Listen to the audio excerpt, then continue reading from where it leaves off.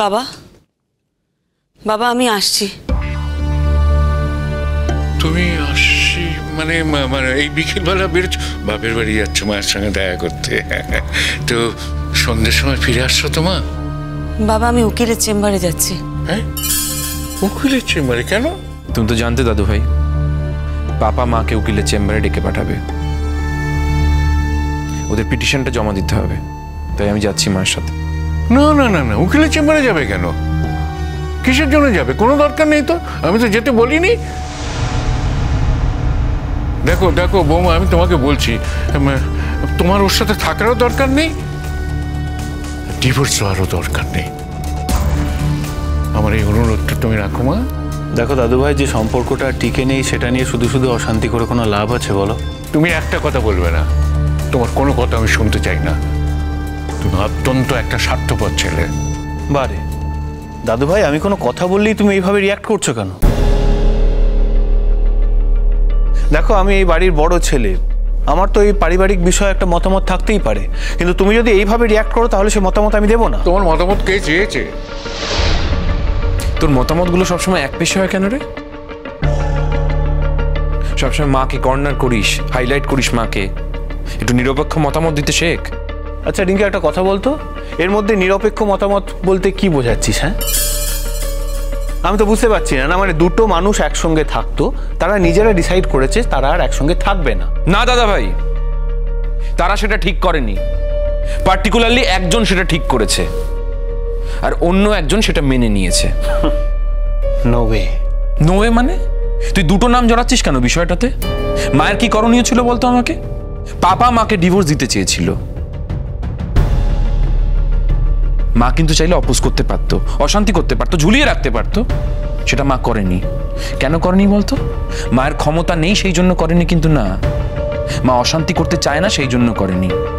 আসলে মায়ের একটা আত্মসম্মান জ্ঞান আছে তো, সেই জন্য করেনি। আর মোস্ট ইম্পর্টেন্টলি, যে মানুষটা মাকে ছেড়ে দিতে চেয়েছে, মা তাকে মুক্ত করে দিতে চাইছে। That's it. তা ব্যাপারটা একই হলো না রে? মা যখন এই পুরো ব্যাপারটা থেকে বেরিয়ে আসতে চাইছে, তখন সেটা হতে দেওয়াটাই কি বেটার নয়?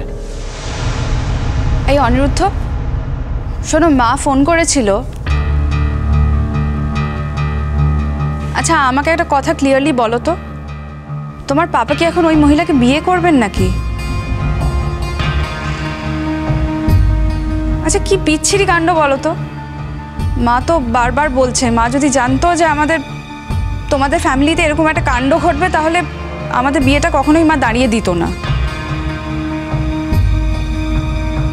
What a shame. মানে দেখো, পাপা নিজের ওয়াইফকে ছাড়তে চান এই বয়সে, সেটা আলাদা ব্যাপার, বাট এখন আবার ওই মহিলাকে বিয়ে করবেন? তোমাদের বিয়েটা তো এখন হয়ে গিয়েছে বৌদি ভাই, এখন তো কারুর পক্ষে কিচ্ছু করা সম্ভব নয়, অন্তত তোমাদের ব্যাপারে। যা করার তোমাদের কি করতে হবে, কিন্তু সবার সামনে বারবার এই কথাগুলো বললে আমাদের এম্বারাসমেন্ট হয়, আমার মায়ের অপমান হয়।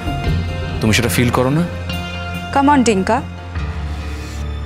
শোনো আন্টি, পাপা যদি তোমাকে ইগনোর করে, তুমি পাপাকে 10 টাইমস বেশি ইগনোর করো, ব্যাস হয়ে গেল। তুমি আজকের সময় দাঁড়িয়ে কথাগুলো বলছো, তুমি আজকের একজন লোক বলে, কিন্তু মা এই সময়ের একজন মানুষ নয়, তাই মায়ের পক্ষে এটা ভাবা সম্ভব নয়। শোনো, আমি ঠিক করেছি আন্টিকে আমার সঙ্গে নিয়ে আমি চলে যাব। কোথায়? নতুন শুনছিস যেন? আরে শুনিসনি? আমরা তো মাকে আগেই বলেছিলাম যে মাকে আমাদের সঙ্গে নিয়ে যাব আমাদের সংসারটা গুছিয়ে দেওয়ার জন্য। না, সংসারটা তোরা করবি তো, সংসারটা তোদের তো, তা নিজেরা গুছিয়ে নে। তুই তো মনে করিস মা কোনো কাজ ঠিক মতো করতেই পারে না, হঠাৎ এখন কেন তোর মনে হচ্ছে মা তোর সংসারটা অসাধারণ গুছিয়ে দেবে? ডিঙ্কা, ভুলে যাস না, মা কিন্তু তোর একার নয়, আমারও। হ্যাঁ তাই তো, তুই বললি বলে আমি বুঝতে পারলাম মা তো আমার একার নয়, তোরও মা, তাই না? বুঝবি কি করে, জানবি কি করে? তুই কেন না বললে কি বুঝিস না? আচ্ছা ঠিক আছে, স্টপ ইট প্লিজ। তোমরা দুই ভাই কেন সবসময় ঝগড়া করো বলো তো?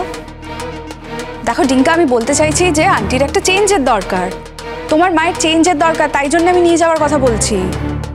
আন্টি তুমি বলো তো, তুমি যাবে না আমার সঙ্গে? দেখি, আমার কথা তোমরা কেউ ভেবো না। যাও যাও, সবাই বাড়ি খালি করে চলে যাও। দেখো দাদু, এরকম কথা বলছো কেন? তুমি তো আগে থেকেই জানতে আমাদের যাওয়ার কথা। এখন কিছু টেকনিক্যাল প্রসেস চলছে, দেরি হচ্ছে, সেই জন্যই আটকে আছে। ব্যাপারগুলো হয়ে গেলেই আমরা চলে যাব। হ্যাঁ, তোমরা চলে যাচ্ছ তো যাও, আর মাকে টানাটানি করছো কেন? আপনি ভাববেন না বাবা, মা ঠিক বাড়ি ফিরে আসবেন। আর কতদিনই বা রাগ করে থাকবেন মেয়ের বাড়িতে? দেখো, তোমার মা এখানে তার ইচ্ছে মতো আসতেই পারেন, এটা তার বাড়ি। তোমার মা নেই বলে তো আর তোমাকে থাকতে বলছি না। আমি চাই বৌমা, আমার আমৃত্যু তুমি এখানে থেকে যাও। ছি ছি বাবা, এভাবে বলবেন না। এইসব কথা শুনতে আমার ভালো লাগে বলুন তো? না না, খারাপ লাগার কি আছে? দেখো, আমার এই ভাঙা চোরা বাড়িটাকে তো আমি জোড়া লাগাতে পারলাম না।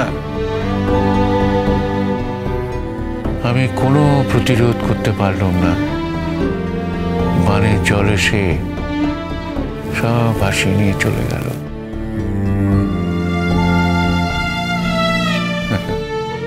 সামান্য ওই কুটোটা ধরে আমি বাঁচতে চাইছি। আমি জানি তা আমি পারবো না। তুমি সত্যি আমায় ছেড়ে চলে যাবে বৌমা? আমি যেখানেই থাকি না কেন বাবা, আপনার সাথে আমার যোগাযোগ কোনোদিনও ছিন্ন হবে না। শুধু আমাকে একটু নিজের পায়ে ঘুরে দাঁড়াতে দিন।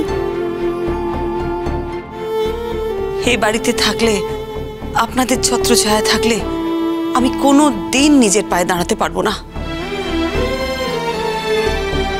যদি কেউ জানে যে তার মাথার উপর একটা ছাদ আছে, 4 বেলা 4 মুঠো খাবার জোগাড় করার ব্যবস্থা আছে, কেউ কি নিজের পায়ে দাঁড়াতে চাইবে বাবা? চাইবে না।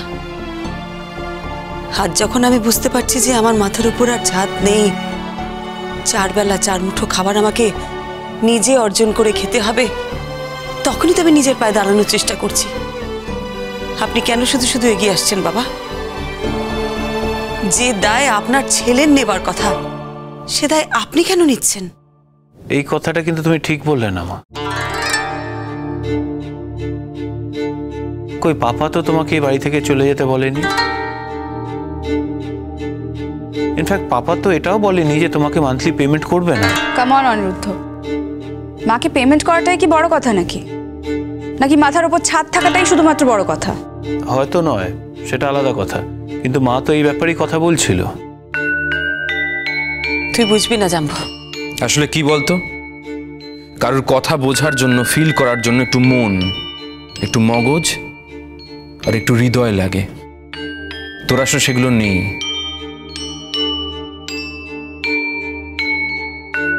সরি বৌদি ভাই, তোমার সামনেও কি কথাগুলো বললাম। হ্যাঁ, তোর তো খুব আনন্দ হয় না আমাকে ছোট করে, সবার সামনে ছোট করে একটা অদ্ভুত প্লেজার পাস। বেশ, করে যা করে যা করে যা, যত ইচ্ছা আমাকে ছোট করে যা তুই। না, আমি তোকে ছোট করিনি, আমি জাস্ট বলছি তোর এই অনুভূতিগুলো নেই। যে মানুষটার হাত ধরে এই বাড়িতে এসেছিলাম, যার সূত্র ধরে আমার এই বাড়ির সবার সাথে সম্পর্ক, সেই মানুষটাই যখন এই বাড়ি ছেড়ে চলে গেল, আমার সাথে আর সম্পর্ক রাখলো না, তখন তো মাথার উপর থেকে ছাদ চলে যাওয়াই হলো। এই ইট কাঠ পাথরের ছাদ নিয়ে আমি কি করব বাবা? একটা লোক দূর থেকে আমায় টাকা পাঠাবে, তা না হলে সে আইনের জালে জড়িয়ে পড়বে। এই বাধ্যতামূলক সাহায্য আমি চাই না বাবা। জানবো, তোর মার ক্ষমতা নেই ঠিকই, তা বলে তোর মার আত্মসম্মান বোধ নেই এটা কিন্তু ভাবিস না। বৌদি, চলে এসছি, তুমি রেডি তো? বলদা, তুমি? হ্যাঁ মা, আমি বলেছি পিসমশাইকে। আসলে পিসমশাই আমাদের বাড়ির সব কিছুতে থাকে, তাই আমি চেয়েছিলাম লয়ারের কাছে যাওয়ার দিন তুমি আমাদের সাথে যাও পিসমশাই। উপল, এমন অকাল কুৎসাণ্ড ছেলে আমি জন্ম দিয়েছি, আমি ভাবতে পারি না, আমি ভাবতে পারি না। আমার মান সম্মান সব একবারে ধূলিসাৎ করে দিয়ে গেল। প্রত্যেকটা দিন তার স্বার্থপরতার চিত্র আমার দেখতে হচ্ছে। আমি আমি এসব আর নিতে পারছি না বাবা। বাবা, একদিক দেখে আপনার ছেলেকে একেবারে বয়কট করে দেবেন না। আমি তো কোনোদিনই ওর মনের মতন মানুষ হয়ে উঠতে পারিনি। এখনো ওর মনের মতন একটা মানুষ পেয়েছে, ওর পছন্দের মানুষ পেয়েছে, এতে তো ওর কোনো দোষ নেই বাবা। অনেকেই মনের মধ্যে সব কথা চেপে রেখে দেয়, প্রকাশ করার সাহস পায় না। অন্তত আপনার ছেলে সেটা প্রকাশ করার সাহস দেখিয়েছে। সবকিছু তো ভাঙাচোরাই ছিল, কোনো মতে জোড়া লাগানো ছিল, সেগুলোকে একেবারে ওর টুকরো টুকরো করে ভেঙে দিয়েছে।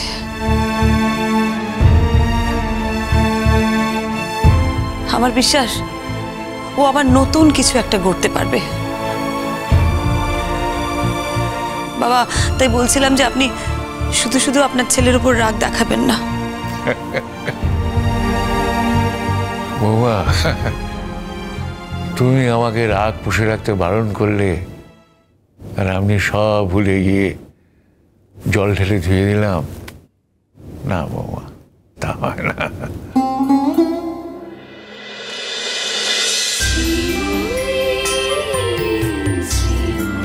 cholo cholo cholo cholo cholo paltai